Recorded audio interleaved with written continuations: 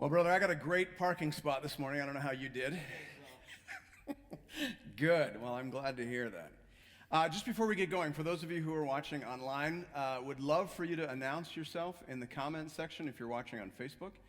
And also use that to let us know about any prayer requests you may have. And Brother Evan over there is right now on Facebook. Give me the thumbs up, Evan, if what I just said is true. 2 thumbs up. It's extraordinarily true, what I just said. And so if you put your prayer requests on Facebook, he's going to email them to me. So we're going high tech today. Absolutely. As everyone knows, I'm very tech savvy. And so we'll work on that. At risk of being too candid, I have a leg cramp. I had it through the whole last song. I'm just praising the Lord. Yes. This is good. So Good. if I look stressed, that's what's happening. That was too candid. Well, Pastor Leva, this is a very different morning. And so we thought it would be appropriate for us to take a few minutes and just anticipate some of the questions, some of the concerns that folks might be having. And so we thought we would do that. And I understand that you've been thinking about that. You've bringing some thoughts to my attention, and I know you've been working through that. Why don't you start us off with some of the questions you've anticipated? Yeah, absolutely. So we anticipate that you're sitting at home and you've got some questions rolling around in your mind. So I'm going to try and be the voice for those questions, and we're going to deal with them. And the first question that I suspect some of you are asking is, how long is this going to last, and how far are we going to go as a congregation with this social distancing measures? Well, of course, no one at this point knows how long this will last. We are very thankful here as a church that we actually have our city's fire chief on our board, and actually on our soundboard, as well as our board of elder on our soundboard today. So we are dealing in the very best information that's available, the very most up to date. We had our sort of emergency board meeting this past week, and Brother Brent was able to come right from the meeting where the information was being disseminated right to our meeting. So we're able to make decisions with the best available information. And the best available information we have right now is that social distancing, that's going to, I'm sure, be the newest phrase in the 220 lexicon. But social distancing is what beats this virus. From everything we've been told, this virus loves a crowd.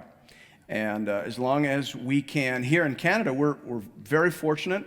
Everything that was going on overseas gave us time to prepare and to figure out how best to respond to this challenge. And all the best information is that if we in Canada can just do as we're told for a couple weeks and practice some social distancing, minimize our gathering in large clusters. As I said, this virus loves a crowd. And watch out for our vulnerable folks. And we've been told that the vast majority of those who suffer the worst of this experience are over 60, and even the pointiest end of that would be over 80. So if we can watch out for these folks, and if we can be good neighbors, then we should be able to flatten the infection curve and keep this problem within the capacity of our healthcare system. That's what this is all about. We're trying to be good neighbors. Absolutely. As you were saying that also, we're going to be updating you on a weekly basis. Yeah. And so this is a good time just to plug, if you're not currently following the CBC Facebook page or the Redeemer Facebook page, this would be a great time to do that. And if you're not receiving the pastor blasts, which have been going out, you can email our office, just let them know you'd like to be kept up to date, because there's going to be a lot of communication coming out. And the office will be open this week. We're going to have, I think the sign we put up on the door says that we're doing reduced office services, or we're offering reduced office services. We don't want to, if anyone's in need, we don't want to turn them away. If you're sick, we'd ask you not to come to the office. But if you have needs, we're keeping that office open, and we're very aware that, as Pastor Levi just said, we need to be communicating constantly over the next little bit. So the office will be functioning. And this may be the scenario in which I know some of you hate Facebook, and you're sure it's not a good thing. And yet this may be the scenario in which signing up for Facebook would be helpful, because it's a very easy way to get information out, and it's also a useful way to check in on seniors. One of the interesting things about Facebook is that while it was created for college kids, in the last 5 years, it's taken off with grandmas. Yep. So if you want to check in on grandma, you need to be on Facebook. Absolutely. So I have a question for you, and this is probably one of the questions that folks at home are wrestling with. What would you say to the person who looks at our closure of our corporate gathering on Sunday morning and sees it as a failure of faith? What would you say to that person? Well, first of all, I have a hard time believing that anybody would ask that question. The, the last thing the church wants is to be the only organization in town that's not following the advice of the government, right? The government's put out some information on how we can be good neighbors. Everybody is taking that advice. In fact, we rail against corporate greed in this country, and probably rightly so most of the time. Tons of companies and organizations in our community are taking massive financial hits in order to be good neighbors. They're shutting down. They're doing what's in the best interests of the public at cost to themselves. I don't think we want to be the only organization in town who's not willing to make some sacrifices for the public good. So first of all, I would just say that from the perspective of our witness in the community, this is an important decision. And it's important that you not complain about that decision. This is a good time to trust your leaders. That nobody came to these decisions lightly. Because of my service with TGC Canada, I've been in consultation with churches all over Canada, all over Ontario, and every church is agonizing with this. And I would say, this is not a scientific study, but the vast majority, I would say over 90% of churches are doing exactly what we're doing because they want to be good neighbors. And I would also say, if someone were to ask, does this represent a lack of faith? I think I would, squint my eyes a little bit and say, what exactly is your definition of faith? Faith does not mean taking foolish risks that place grandma in danger, last time I checked. Faith is doing that which is right and that which is good and that which is loving, even when you're not sure how things will turn out and even when there could be a potential cost to you. And that's exactly what this is. And I would also say that large gatherings have not always, and in general, I would say, have not most of the time been a regular, reliable feature of Christian life. Ask the North Korean Christians today whether they lack faith because they're not gathering in large groups. They don't ever gather in large groups because it's never safe for them to do so. But I don't think anyone would say they have less faith than us. It doesn't take a ton of faith to show up for church in Canada. So I would just say there's a lot more to being a Christian than mass gatherings, and there's a lot more to faith than putting neighbors and the elderly at risk. Okay, so follow-up question to that. What would you say to the congregation? How can we put our faith into practice in this peculiar time?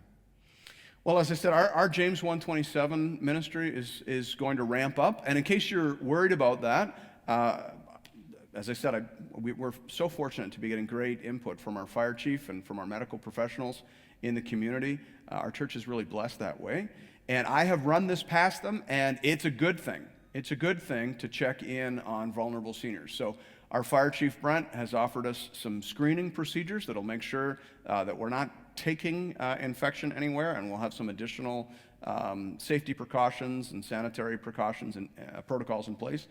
But we are going to be knocking on doors and checking on our vulnerable seniors. We will be delivering food. If this stretches on longer than we think and you start running out of supplies, if you're over 65, please contact us.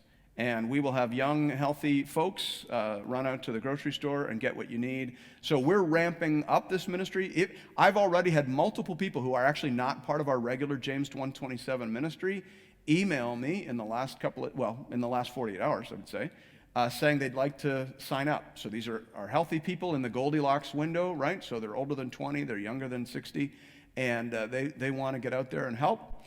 I think we're going to be able to put up the email address for Ron Aiken. Is that true? There it is right there. So that's Ron Aiken's email address. He is the coordinator for our James 1:27 ministry. So if you are in that Goldilocks zone and you'd like to help out with that, please do contact him. In addition, we have an active deacon visitor program here already. We were actually rebuilding and revamping that entire program largely to prepare for Pastor Bill's retirement. But we're thankful to have it now. It's interesting how God prepares us for this stuff. So we have visit captains as well. So if you need a visit, email Evan. I think we're going to be able to put his up there. Evan is sort of the point. There we go. Evan at cornerstoneaurelia.org. And underneath Evan, he's got a couple of visit captains, Tony Bianco and Linda Chan.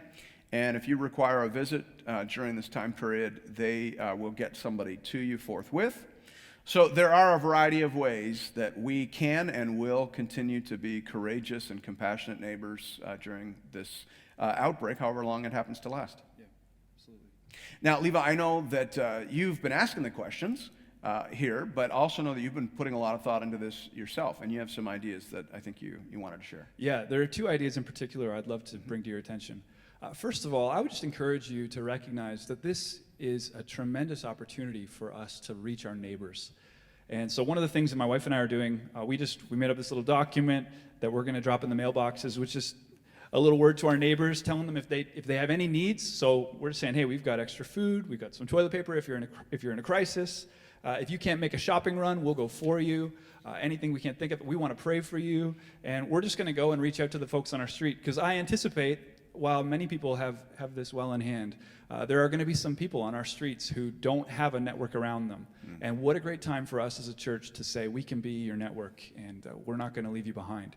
So I would just encourage you, if you want, I mean, I can email that to you if you'd like it. Okay, Evan, could you put this up on the Facebook as like a sample? Because I was looking at that and was thinking, I'm going to hand this to my neighbors, but then it says, Levi and Amanda will bring your groceries, which actually, now that I think of it, hello. It's got our phone number and our email, so you're going to want to edit that a little bit before you send it out. But could you put that up as a template so people could grab that and put their own information in there? Perfect. I'm going to be standing in the grocery store Yeah, all week long now. Be careful how many good ideas you have That's over right. there. So that would be my first idea I'd put before you. And then secondly, we've talked about some of the structures and systems we have in place as a congregation to make sure that no one slips through the cracks. But I would say the greatest structure that we have is just the church body at large. So I would really encourage you in this season, think about the people who would normally be sitting in the row that you sit in on a Sunday. Think about some of the vulnerable senior saints that you can see in your mind's eye, some of the young families, maybe the single moms, and make a phone call and just make sure people are doing okay. Find out how you can support them. Our system is set up so that no one slips through the cracks. But if you can supplement that, that is going to be such a tremendous blessing. Pause on that. Yeah. Because the one thing I've been saying, and I'm aware of right now, our system is set up, but it's set up on the basis of membership. Yeah. To be perfectly honest with you, if I can say something heavy here for a second, if you have not become a member, it is going to make it much harder for us to track you and find you. And let this maybe be a reminder that membership is not optional. Membership is for your safety and for your good. Because I'm going to say it, like for example, one of the things I'm going to say is that one of our elders is hosting an internet viewing party today at his house, because he's aware that some of the people on his elder care list don't have good internet. Some of our folks in Severn, there's nobody on the Severn Town Council who's going to get upset for me saying this, but they don't have very good internet, and so this fella is one of our elders is hosting a viewing party for his elder care list. So he's thought, I better call the people on my elder care list, but you're not on an elder care list if you're not a member of the church. So on the other side of this, let's get that sorted out. Amen.